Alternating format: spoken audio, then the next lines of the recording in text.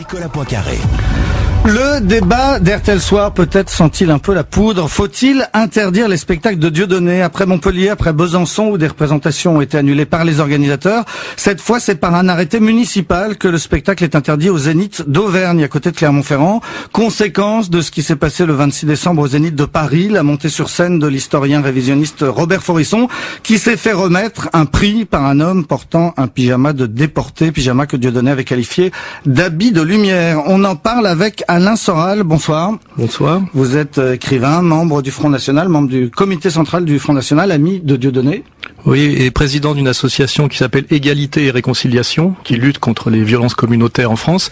Et je tiens à préciser que je ne suis pas le porte-parole du Front National et que mon avis n'engage que moi. D'accord. Et face à vous, Caroline Forest, dont l'avis n'engage qu'elle-même. Vous êtes essayiste, journaliste. Bonsoir.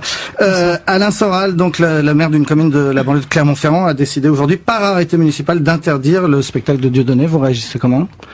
Moi je me dis que si pour empêcher les gens d'aller voir Dieudonné, puisque ça fait 4 ans que les médias disent qu'il faut pas y aller et qu'il remplit des salles et qu'il a réussi à remplir le Zénith, c'est-à-dire 5000 personnes le lendemain de Noël, c'est que visiblement le terrorisme médiatico-moral ne marche pas. Quand on en est réduit maintenant à en appeler à la police, à la puissance d'État, etc. pour empêcher des gens d'aller écouter un comique, c'est que les choses vont mal, quoi. C'est que à mon avis la méthode est pas la bonne.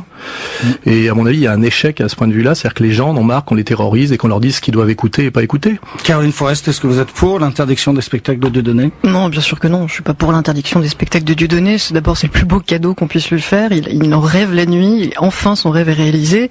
Je crois que ça pose le même problème que les meetings du Front National. C'est-à-dire que, effectivement, il faut arriver à trouver une juste mesure entre critiquer, dénoncer et pouvoir avoir quand même le droit de donner son avis sans victimiser et diaboliser.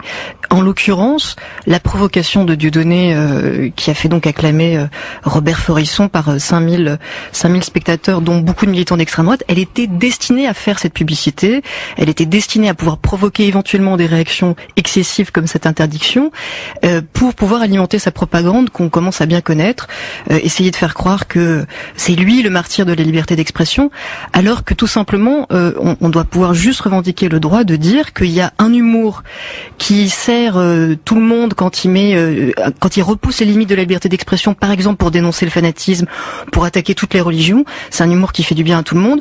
Quand l'humour vire à quelque chose d'assez peu drôle qu'est l'incitation à la haine raciste, on a quand même le droit de dire en France que c'est pas drôle. Voilà. Alain Soral, vous y étiez au Zénith le 26 décembre? Je n'y étais pas car j'étais en famille au Pays Basque. Enfin, vous savez de quoi il s'agit, j'ai vu que sur votre site vous avez mis la vidéo. Oui, j'ai mis la vidéo. Alors est-ce que c'était de l'humour, cette montée de Robert Forisson sur scène? Je n'ai absolument aucune légitimité pour pouvoir prétendre avoir été touché ou pas touché par ce qui est un acte éminemment subversif.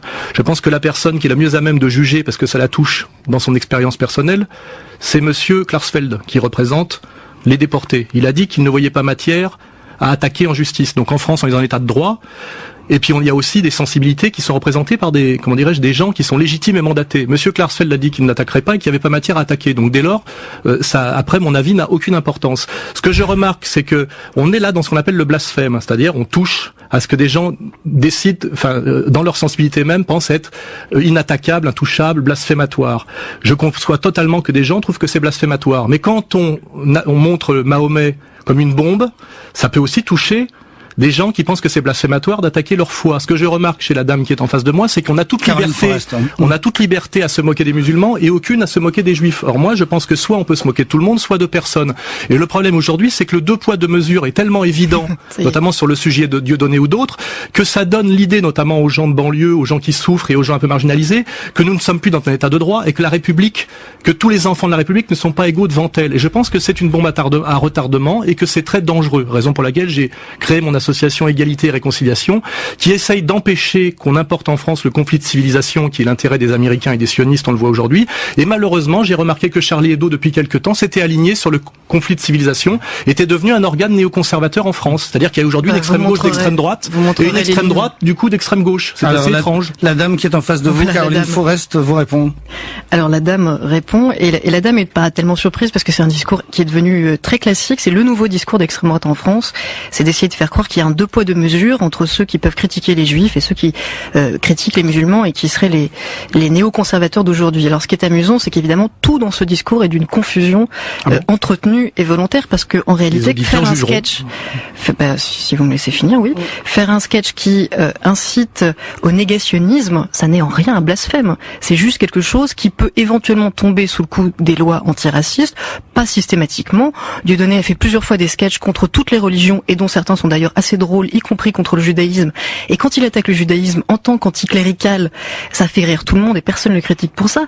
Quand simplement il dérape et qu'il fait des sketchs qui sont racistes et non plus anti-religieux, là oui, ça tombe sous le coup des lois antiracistes et c'est plus drôle. Et pour la comparaison avec les caricatures de Mahomet, excusez-moi, je finis juste, la comparaison des caricatures de Mahomet, c'est que justement là par contre, on est typiquement face à des gens qui nous ont traînés en justice en essayant de faire croire qu'on avait fait du racisme alors qu'on s'était contenté d'exercer notre droit au blasphème. Contre Mahomet, vous c'est Charlie Hebdo, contre Mahomet, contre toutes les religions. D'accord. Mais comment a commencé l'histoire Dieudonné? Il a fait un sketch chez Olivier Fogiel contre un colon extrémiste religieux israélien.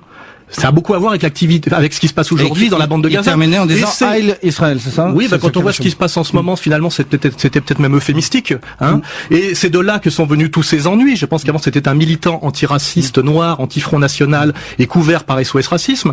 Et je crois que si on ne remonte pas à l'origine, on ne comprend pas d'où vient sa colère et son désir de subversion maximale. C'est un type qui a été manipulé, humilié, qui a compris qu'on s'était moqué de lui et que le combat antiraciste était à deux vitesses. Si vous êtes cohérente avec ce que vous dites, il n'aurait jamais dû être interdit de CSA et banni des médias pour le sketch qu'il avait fait contre bien sûr que si. Il a été interdit de médias par le CSA.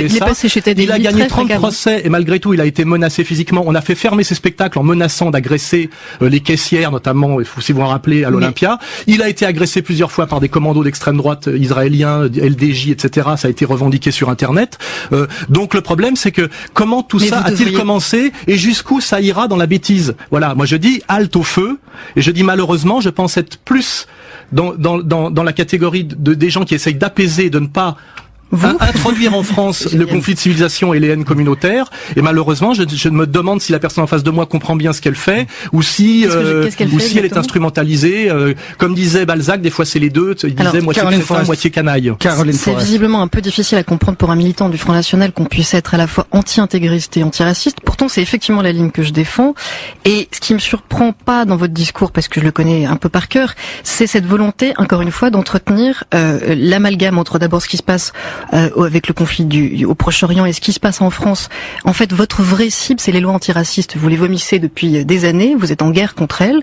Moi, je suis militante antiraciste. Jamais écrit une ligne là-dessus, d'ailleurs. Jamais écrit une ligne là-dessus. Moi, je suis militante antiraciste. Moi, j'ai lu vos livres, ceux où vous regrettez la colonisation, le bon temps de l'Algérie française, c'est faux, ceux où vous parlez du viol. Ah oui, Jusqu'où va-t-on descendre? Si les gens veulent lire mes livres, il y a Jusqu'où va-t-on descendre qui vient de sortir en poche. Oui, c'est une compilation de 2 tomes d'abécédaire. Donc je dis aux gens, lisez-les. Si vous me laissez juste finir, Alain Soral, je vous reconnais un grand œcuménisme, ce que votre haine va indistinctement envers les homosexuels, envers les féministes, envers les maghrébins. Vous avez changé de bord. C'est votre bêtise qui vous fait analyser ça comme ça. Comme une partie de l'extrême droite française. Je suis sur la même ligne que Jean-Claude Michéa, que Emmanuel Todd, que Feu Philippe Muret, et les gens intelligents comprennent très bien ce que je fais et ce que je veux dire. Comme une partie de l'extrême droite française, pardon, il y a juste un clivage en ce moment. Il y a une partie de l'extrême droite française qui décide qu'elle déteste plus les Arabes que les Juifs. Et donc, elle utilise aujourd'hui un discours qu'on peut là, pour le coup, qualifier de néoconservateur, de conflit des civilisations, clairement anti-islam et anti-musulman. Comme à Charlie Hebdo. Il y a une extrême, non, exactement à l'inverse de Charlie Hebdo. Exactement à l'inverse de Charlie Hebdo. D'ailleurs, est invité bientôt, maintenant au Congrès. Il y a une extrême droite qui décide qu'elle déteste plus les Juifs que les Arabes et qui donc se sent solidaire de mouvements, y compris fascistes, comme votre ami Kémy Séba, qui lui casse la gueule en pleine rue aux blogueurs qui ne sont pas d'accord avec lui. C'est l'ami de Dieudonné, en tout cas. Je voudrais qu'on en revienne à Dieudonné. Je vous ai posé cette question sur le sketch, donc l'homme en pyjama rayé avec une étoile jaune qui vient remettre un prix à Robert Forisson. Vous m'avez dit, pour moi, il n'y a pas matière à plainte puisque...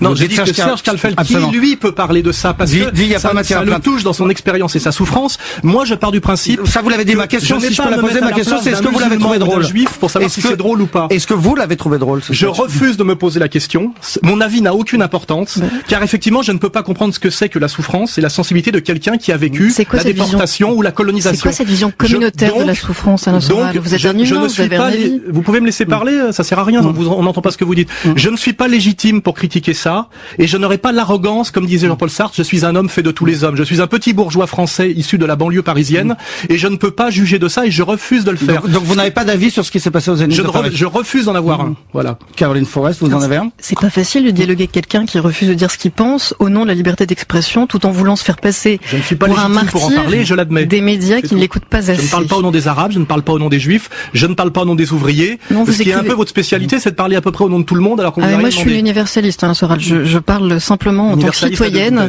Oui, mais on peut pas détester tout le monde comme vous. Je ne déteste personne, moi, justement. Mon mouvement s'appelle Égalité et Réconciliation. Donc, effectivement, je parle d'égalité et de réconciliation. Tout le monde peut s'appeler par tous les noms. Moi, j'ai lu vos livres, contrairement à peut-être pas mal d'éditeurs qui vous découvrent. J'invite les auditeurs à les lire en conscience. Voilà. Laissez-moi finir, si vous voulez un tout petit peu avoir des débats avec des gens, faut aussi les écouter. Moi, je suis pas du tout surpris. Je profite du peu de temps de parole qu'on me donne, qui est très rare, pour exprimer ce que j'ai à dire, et je parle aux auditeurs. Je ne vous parle pas à vous, je sais qui vous êtes, pour qui vous travaillez.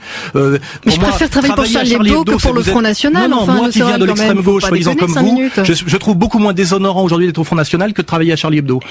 C'est dernière question, est-ce qu'il va le refaire sur scène, ce sketch? Demandez-lui. Moi, je n'étais pas au courant. Je pense d'ailleurs que personne n'était au courant de ce